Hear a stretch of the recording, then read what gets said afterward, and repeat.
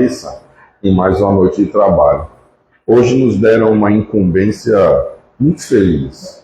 Nos pediram para falar de Jesus. Falar de Jesus é sempre uma alegria. E aí nós escolhemos fazer uma abordagem um pouco mais ampla, com o título de Jesus, o Cristo de Deus. Nós vamos mergulhar numa conversa para falar um pouco sobre o Cristo, para entender um pouco melhor essa figura tão singular. E o começo da nossa conversa nos pede uma reflexão, porque nós estamos muito acostumados a nos referir a Jesus de Nazaré como o Cristo. Mas será que nós entendemos, nós temos uma ideia do que significa em verdade chamá-lo de Cristo?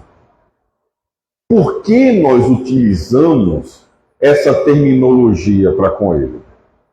E quais as implicações, o que isso de verdade significa em relação à figura dele? Para mergulhar nesse assunto, nós vamos dividir 4 grandes blocos de conversa para entender de onde veio isso e o que em verdade isso significa.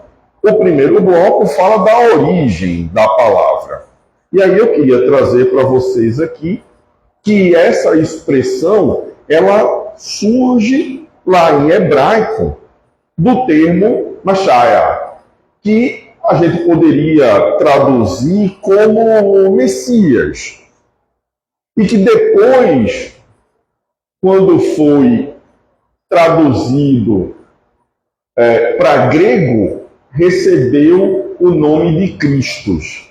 E essa expressão significa, em verdade, o ungido, aquele que era destinado a ser rei. Como nós, no Ocidente, utilizamos as traduções gregas dos textos do Evangelho, nós acabamos popularizando a expressão como Cristo. Então, na verdade, todas as vezes que usamos essa terminologia, nós estamos querendo dizer que essa pessoa é uma pessoa diferenciada, que foi ungida e preparada para uma posição de realeza. Muito bem. Agora vamos entender o que elas significam e como elas devem ser, em verdade, entendidas. Vamos mergulhar no conceito dessa palavra. Quem são as figuras que merecem essa denominação? Quem são os Cristos? Para falar sobre isso, nós vamos trazer 3 referências. A primeira, a Revista Espírita de 1868, depois 2 livros psicografados pelo Chico Xavier. O primeiro livro, A Caminho da Luz, de 1939, e o segundo, de Evolução em 2 Mundos, 1959.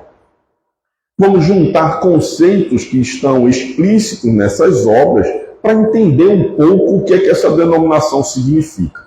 Começando na Revista Espírita, na edição de fevereiro, tem um trecho do Espírito Lacordaire. E ele diz o seguinte: ao lado de Deus estão numerosos espíritos, chegados ao topo da escala dos espíritos puros, que mereceram ser iniciados em seus desígnios para dirigirem a sua execução. Deus escolheu dentre eles seus enviados superiores, encarregados de missões especiais. Podeis chamá-los Cristos. É a mesma escola. São as mesmas ideias, modificadas conforme os tempos. Aqui tem algumas informações muito interessantes. Primeiro, Lacordaire explica que há um caminho onde os espíritos são posicionados ao lado de Deus. Nos ensina que isso acontece quando eles alcançam o topo da evolução dos espíritos puros. A gente vai voltar a falar nisso. E nesse momento, só nesse momento, eles são iniciados nos desígnios de Deus. Além disso, ele informa que é entre eles que Deus escolhe seus enviados superiores para missões especiais. Tem muita informação aí. Mas não para. Vamos avançar. No livro Evolução em Dois Mundos, aqui no capítulo 1, diz o Espírito André Luiz: no fluido cósmico universal, há um influxo do próprio Senhor Supremo, operam as inteligências divinas a ele agregadas, em processo de comunhão indescritível, extraindo desse hálito espiritual os celeiros da energia com que constroem os sistemas da imensidade, em serviço de cocriação em plano maior, de conformidade com os desígnios do Todo Misericordioso, que faz deles agentes orientadores da criação excelsa. Veja, André Luiz nos coloca uma outra condição. Nos fala que estes espíritos, estas inteligências superiores, encontram-se agregadas a Deus em um processo que ele chama de comunhão indescritível.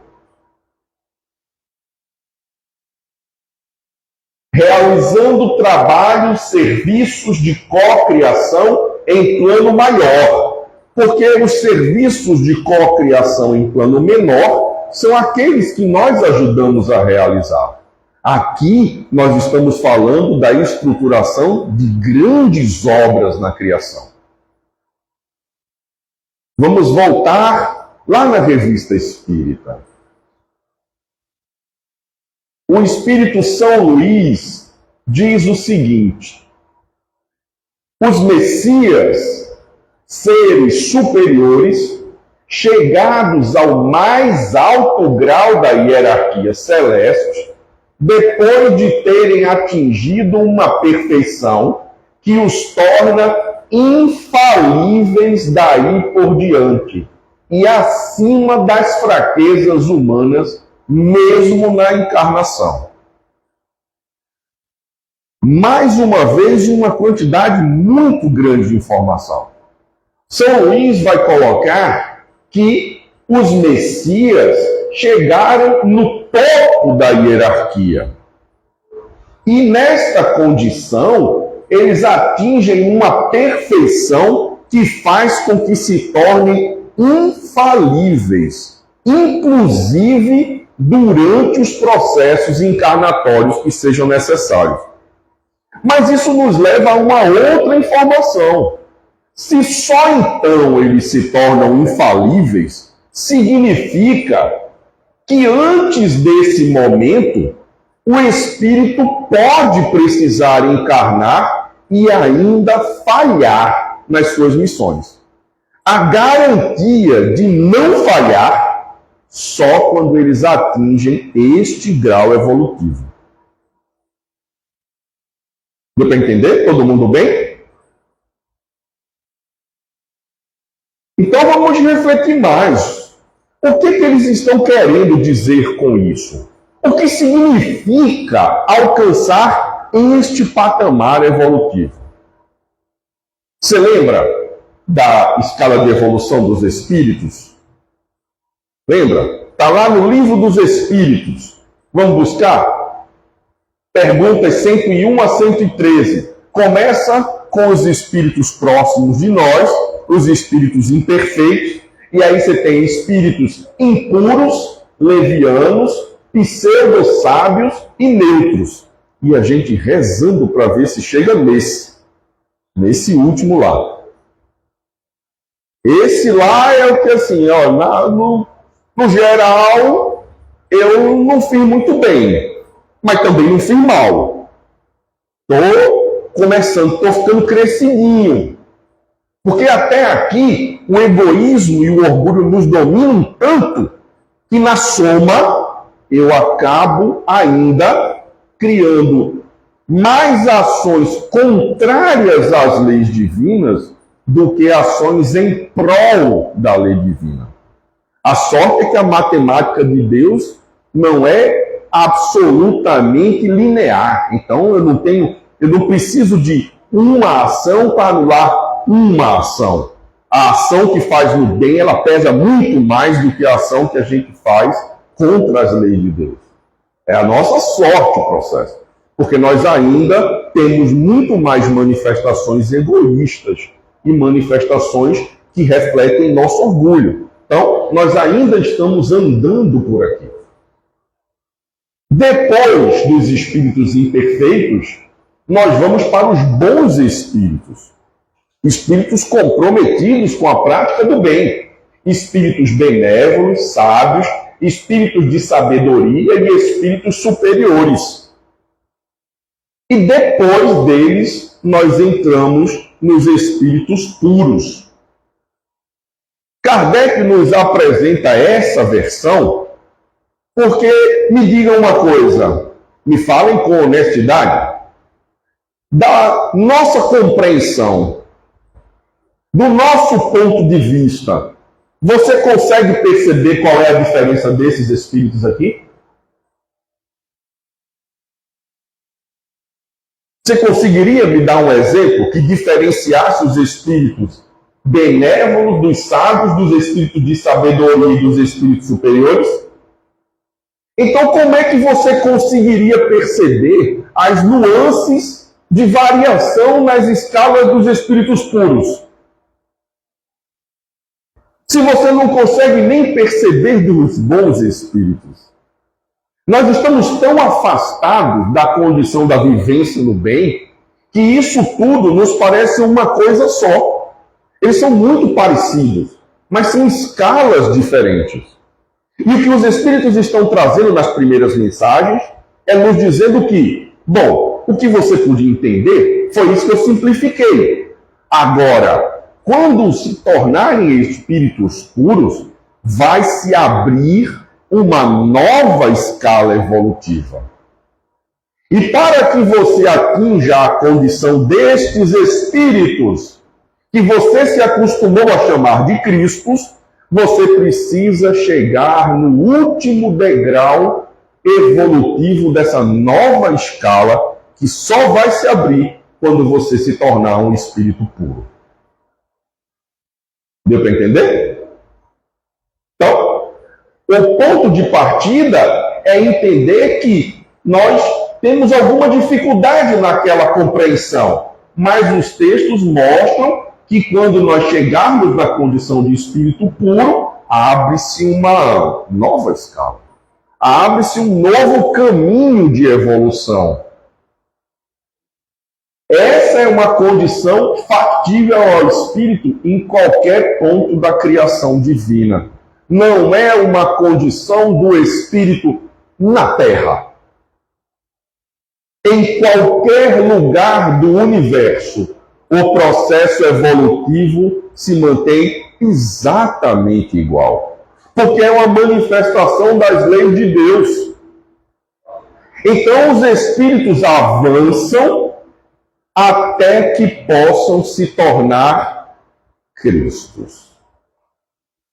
Escolhidos, ungidos por Deus, escolhidos por Deus para desempenhar grandes papéis na criação. Deu para entender? Sim? Todo mundo está bem? Vocês estão me olhando meio assim? Está todo mundo bem de verdade? Como isso é uma condição de toda a criação, aqui no nosso mundinho menor acontece também. Então, no nosso sistema solar, nesse conjunto de planetas que a Terra faz parte, que nós estamos vivendo, há também alguns exemplos de Cristo. E aí nós vamos voltar lá na Revista Espírita para tentar entender o que é que está acontecendo aqui. Diz o Espírito São Luís que aquelas inteligências divinas a que ele se referia são admitidas nos conselhos do Altíssimo e, nesse momento, recebem diretamente sua palavra, que são encarregados de transmitir e fazer cumprir, verdadeiros representantes da divindade, da qual tem o pensamento. É entre eles que Deus escolhe seus enviados especiais, ou seus messias, para as grandes missões gerais. Aí, aqui tem uma outra informação. Aqui diz que quando você é selecionado dentre essas inteligências divinas, você recebe diretamente de Deus os pensamentos dele. Você não imagina, você não deixa subentender, você não infere, você compartilha do pensamento divino. E em compartilhando do pensamento divino, você é por ele enviado para grandes missões especiais.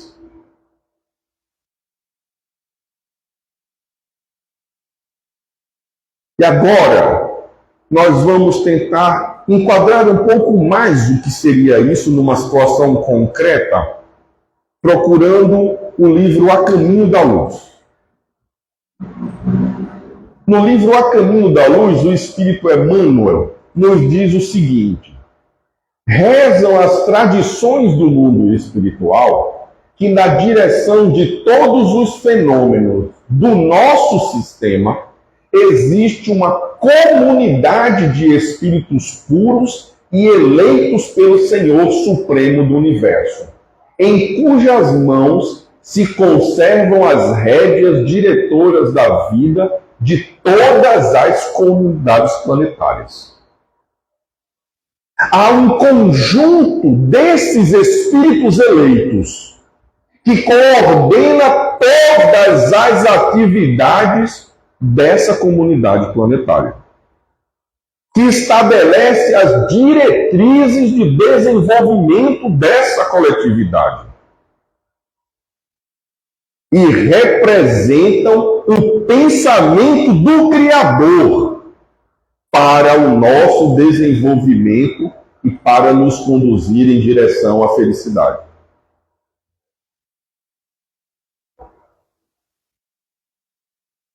Segundo informações dos espíritos, essa comunidade de espíritos angélicos se reúne no nosso Sol, na estrela do nosso sistema solar.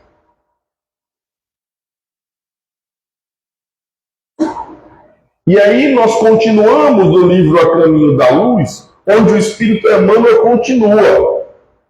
Ao que nos foi dado saber, esse conselho divino apenas já se reuniu nas proximidades da Terra para a solução de problemas decisivos da organização e da direção do nosso planeta por 2 vezes no curso dos milênios conhecidos. A primeira vez, quando o orbe terrestre se desprendia da nebulosa solar, a fim de que se lançassem no tempo e no espaço as balizas do nosso sistema cosmogônico e os pródromos da vida na matéria em ignição do planeta.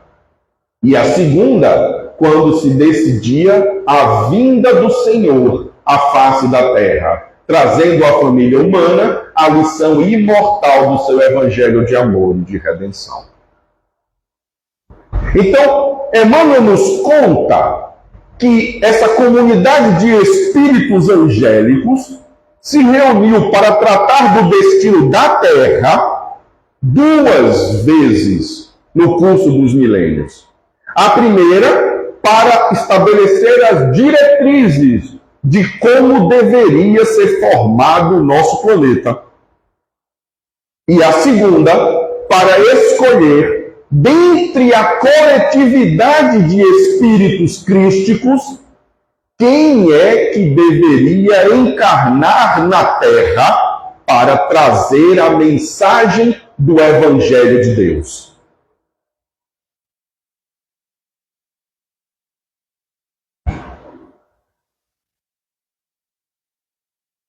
E aí agora que a gente começa a dar uma formação geral para você entender o que são estes espíritos que chamam de Cristo, nós vamos começar a falar um pouco sobre Jesus de Nazaré.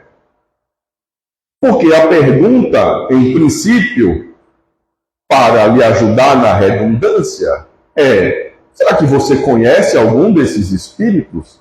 Será que você já ouviu falar sobre algum deles? Voltamos ao livro A Caminho da Luz. E o Espírito de Emmanuel continua dizendo: na direção dos fenômenos, a comunidade de espíritos puros, em cujas mãos se conservam as rédeas diretoras da vida de todas as coletividades planetárias. Se conservam as rédeas diretoras da vida de todas as coletividades planetárias. Tem alguém guiando o desenvolvimento da coletividade de espíritos que se alternam entre encarnados e desencarnados, nesse grupamento. Essa coletividade não está jogada ao léu, não está avançando em ações por acaso, não vai se esbarrando em tentativas loucas de erros e acertos. Há um direcionamento maior, há um plano divino pensado e estabelecido para conduzi-lo desde o momento em que foi criado até o momento que você vai se integrar ao Criador. E aí ele arremata: essa comunidade de seres angélicos e perfeitos, da qual Jesus, um dos membros divinos. Jesus é um dos espíritos angélicos dessa coletividade e é o espírito que foi escolhido por esta Assembleia para encarnar na Terra e trazer a mensagem do Evangelho. E agora damos um salto para o livro Evolução em Dois Mundos, onde o espírito André Luiz nos ajuda na reflexão. Ele vai nos contando nas suas narrativas que, do princípio espiritual até chegar na condição que seria o equivalente a nós, bem generalizado, para o homem das cavernas, a estrada evolutiva do ser humano gasta cerca de 1,5 bilhão de anos.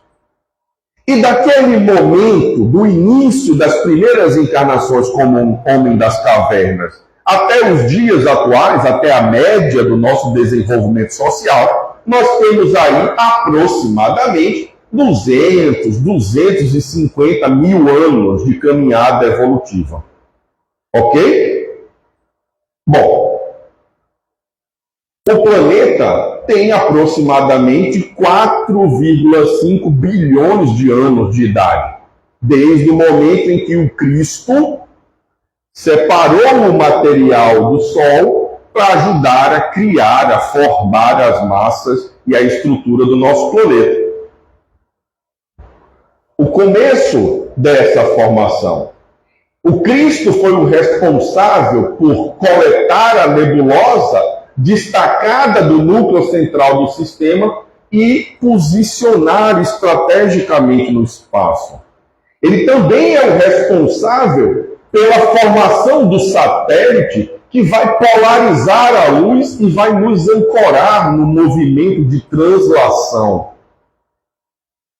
nos ajudando a estabilizar o nosso planeta. Ainda é o Cristo que vai responder pelo desenvolvimento de um ambiente propício para a condição do encarnado. É sobre a orientação do Cristo que são definidas todas as estruturas básicas para o desenvolvimento da humanidade. Tudo, desde como deve ser a estrutura do nosso corpo, ao tipo de ambiente onde nós vamos ser inseridos, a como nós vamos desenvolver a vida em sociedade, toda a estrutura em todos os níveis. Veja bem, vamos pensar um pouco. A informação até aqui diz que Jesus já era um Cristo quando o sistema solar sofreu o ajuste para a formação da Terra. Se isso aconteceu há mais ou menos 4 bilhões e meio de anos, significa que há 4 bilhões e meio de anos, Jesus já era um Cristo.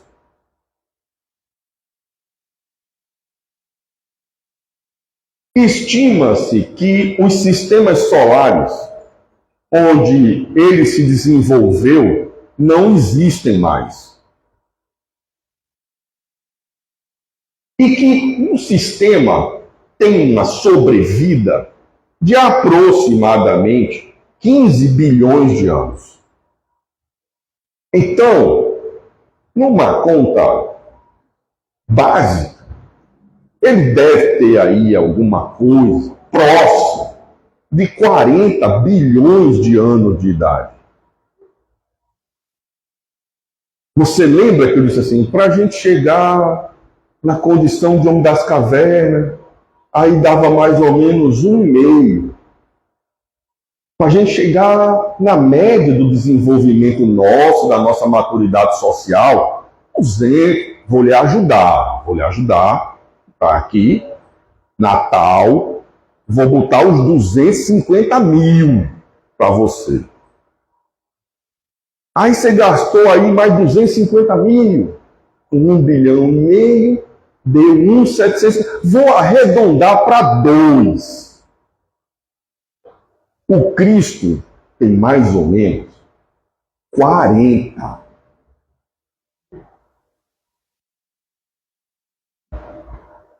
Você consegue entender? O Cristo tem mais ou menos 20 vezes o tempo que você percorreu. Em experiência, em maturidade, em trabalho, em conhecimento, em inteligência. Você entende? A trajetória dele, entendendo e dominando as ciências divinas, percorreu mais de 20 vezes o tempo que você utilizou para o seu desenvolvimento até esse estado que você está agora. Tá bom? Bom, então a gente já entendeu que o Cristo é o grande arquiteto do processo quando está relacionado à Terra. Ele que foi lá coletar os materiais, ele que estabeleceu onde deveria ser posicionada a Terra, ele que estabeleceu, em função desse local, qual deveria ser a conformação da Terra, quais as características que deveriam ter no planeta para abrigar o grupo de espíritos que foi confiado a ele para a evolução. E aí, nós acabamos colocando ele na função de governador do orbe, daquele que estabelece as diretrizes de desenvolvimento do planeta. Então, ele conduz essa coletividade. E imaginam-se que, sob a sua tutela, existem alguns ministérios, à semelhança de conselhos divinos.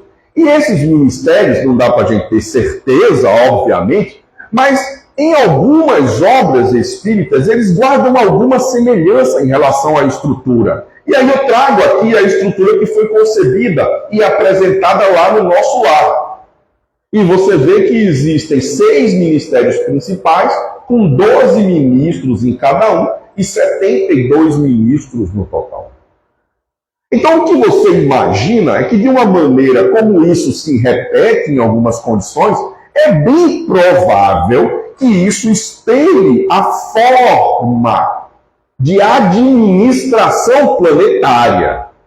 Então, é bem capaz de que o Cristo tenha também uma organização administrativa muito parecida com isso, contando aí com pelo menos 72 espíritos puros trabalhando em cada uma das áreas de desenvolvimento do nosso planeta. Ok? E às vezes a gente acha que está tudo desamparado, está tudo jogado ao léu, que a coisa está sem condução.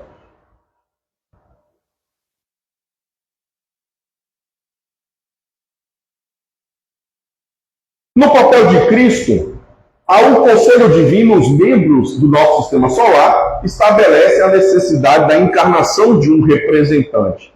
O objetivo é apresentar ao terrícola, ao ser encarnado na Terra, um condensado de experiências evolutivas de um espírito ditoso, com a capacidade de ver o infinito e estar em comunhão com o Criador. Por isso, as mensagens que constituem o que chamamos de evangelho não podem ser vistas como um tratado religioso ou a base para a formação de uma seita. Vamos lá. Eu estou falando de um cara de 40 bilhões de anos de evolução. Eu estou falando de uma figura que está em comunhão indescritível com Deus, que recebe diretamente de Deus o pensamento. E aí você acha que um ser desta categoria encarnou na Terra para fundar uma religião.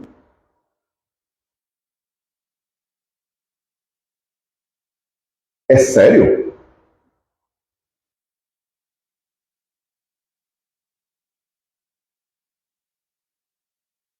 Porque isso é, no mínimo, infantil. O propósito da reunião, imagina. Vê se você consegue imaginar uma reunião de espíritos crísticos, de espíritos com o mesmo ou maior grau evolutivo que Jesus, discutindo as diretrizes de desenvolvimento dos espíritos que compõem o sistema solar. Você consegue imaginar qual é a pauta da reunião? O que é que eles estão discutindo? E aí você acha, por acaso, que esse grupo de espíritos foi se reunir para fundar uma religião na Terra?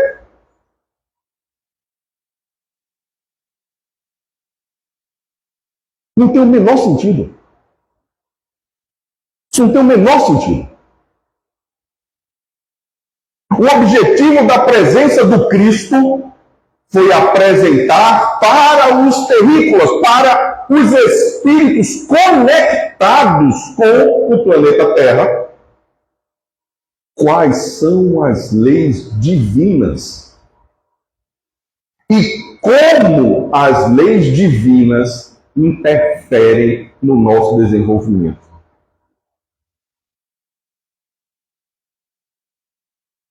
Ele veio trazer um conjunto de ensinamentos que vale para um espírito encarnado na Terra ou em qualquer outro planeta do universo. Ele veio trazer um ensinamento para o espírito imortal. algo que transcende em muito a condição do encarnado. Porque o objetivo não é melhorar você enquanto encarnado. O objetivo é melhorar você enquanto espírito. É criar transformações reais e duradouras.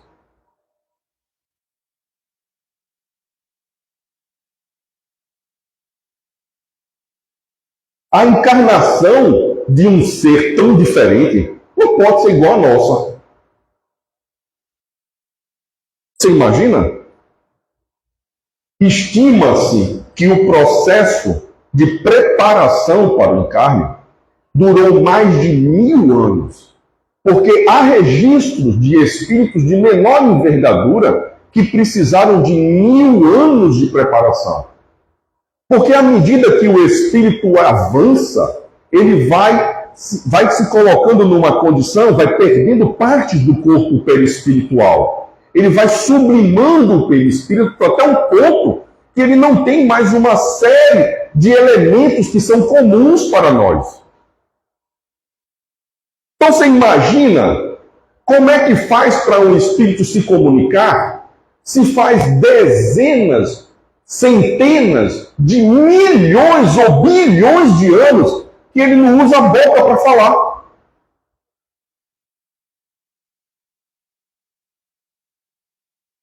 Que ele não se locomove com as pernas, ele não tem perna.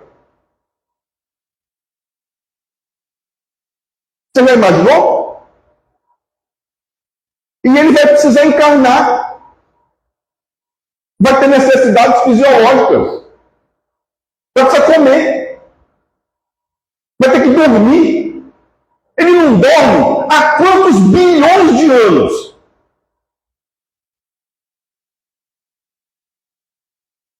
Há um processo de reaprendizado para ser realizado.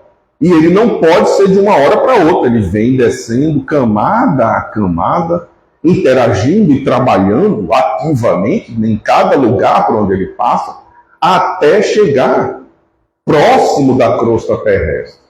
Mas isso é tão forte que foi preciso preparar uma linhagem específica para que ele pudesse reencarnar. Imagina o magnetismo dele. Foi preciso ajustar um corpo para permitir absorver, mesmo que parcialmente, o magnetismo dele por algum tempo. A gente está falando de um sol brilhando. O corpo físico não está preparado para conter essa quantidade de radiação.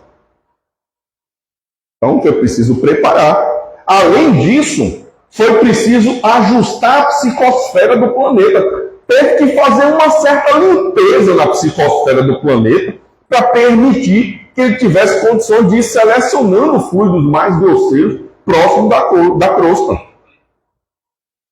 Um trabalho gigantesco. Esse espírito não veio aqui para passear. E aí ele entra na atividade como Messias. O trabalho dele foi sempre voltado para a forja de uma nova condição moral para o terrícola. Tanto que suas abordagens deixavam desconcertados até os doutores da lei. Mesmo assim, sua presença impactou fortemente através dos milagres. Ele transformou a água em vinho, curas físicas foram realizadas, curas de possessos e endemoniados. Ele caminhou sobre as águas, aplacou tempestades, promoveu abundância nas pescarias e multiplicou pães e peixes e por aí vai.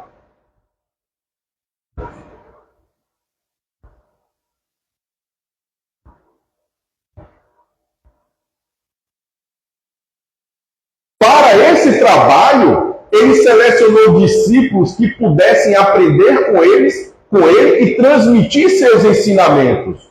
Os discípulos conviveram 3 anos. Durante esse período, eles presenciaram ensinamentos da sua sabedoria e fenômenos que demonstravam seu poder e sua ascendência moral. Como é que vocês acham que os discípulos viam Jesus?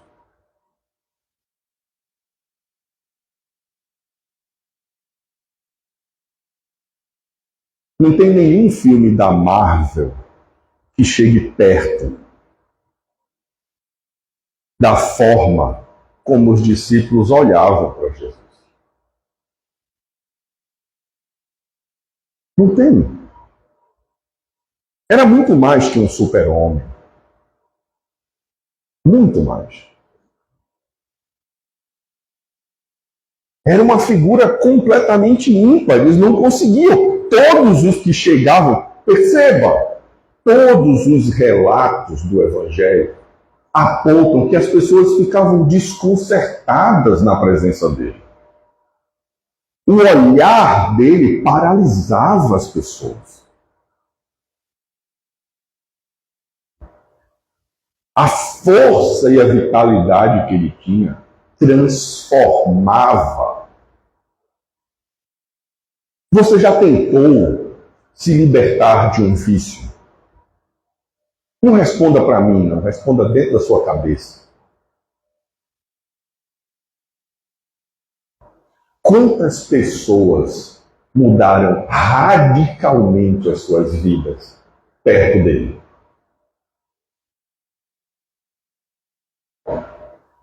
O quão forte tem que ser o impacto de alguém para transformar teu íntimo desse jeito?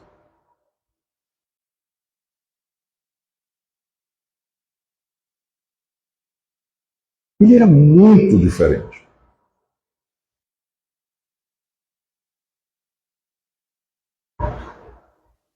E agora vamos caminhar para os objetivos do que ele veio fazer. Você lembra do que aconteceu quando ele chegou em Jerusalém? Ele veio para Jerusalém e aí foi recebido naquela festa, uma ovação, aquela loucura. Mas foi rápido, né?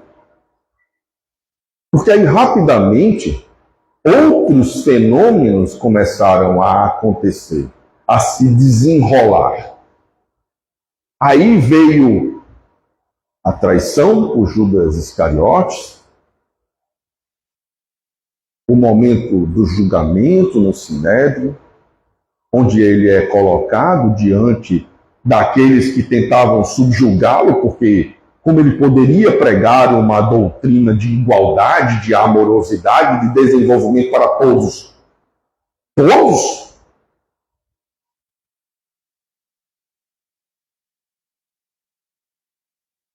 A indiferença de Herodes,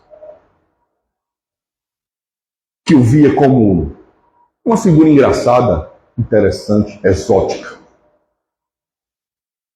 Não sabia direito o que estava se passando. O julgamento de Pilatos e a condição de Pilatos tentando preservá-lo e ao mesmo tempo sem querer se indispor com a condição frente ao governo de Roma. A tentativa infantil de Pilatos de colocar uma escolha para que o povo pudesse decidir. A falta de coragem de abraçar o que já lhe tinha sido informado, o risco que seria condenar aquele homem. Mas o medo de manter-se apegado ao poder, de manter o vínculo com o status que ele tinha conquistado, era muito forte, pesava muito para ele. E aí, na sequência, o destempero humano, o momento da flagelação,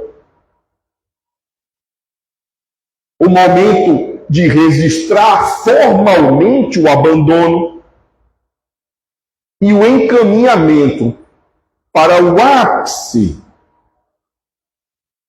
da nossa incapacidade de compreendê-lo na crucificação. Mas é aí que tudo começa a mudar e a virar. Porque mesmo diante de todo esse processo em ritmo acelerado, durante a crucificação, ele dá uma lição importantíssima. Está lá, Lucas 23, 44. Pai, perdoai-os, porque não sabem o que fazem.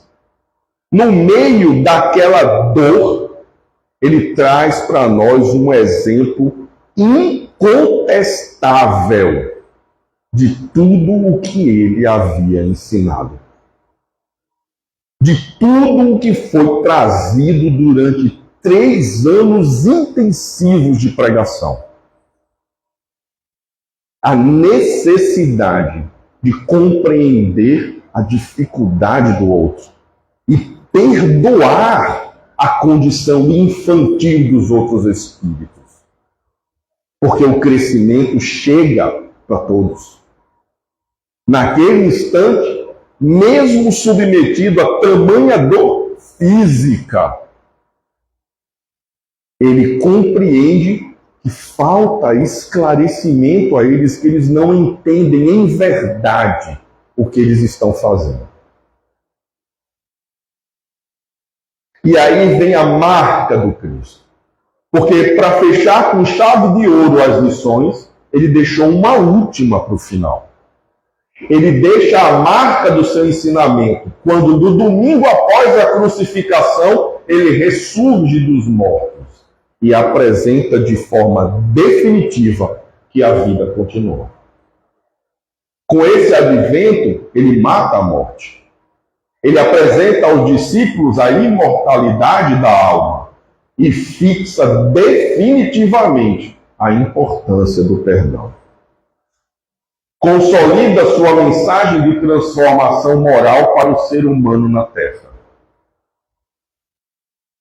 O momento que ele volta a aparecer, a ressurgir para o seu apostolado, é a comprovação de que tudo aquilo que foi ensinado tinha um propósito maior. Então, ele fecha o entendimento com uma marca como se fosse fixada a ferro em brasa no coração dos seus discípulos. Uma marca que seria impossível de ser apagada e que ficou tão forte que nos relatos que foram contados muitos anos depois, esses relatos nos impressionam até hoje, tamanho grau em que eles ficaram impactados. Deu para entender um pouquinho agora? De quem é que a gente está falando? Eu não estou falando de um cara exótico que veio criar uma religião, que fez um malabarismo com as mãos, que pregou umas ideias diferentes. Nós estamos aqui falando de um ser de altíssima hierarquia moral, intelectual, espiritual.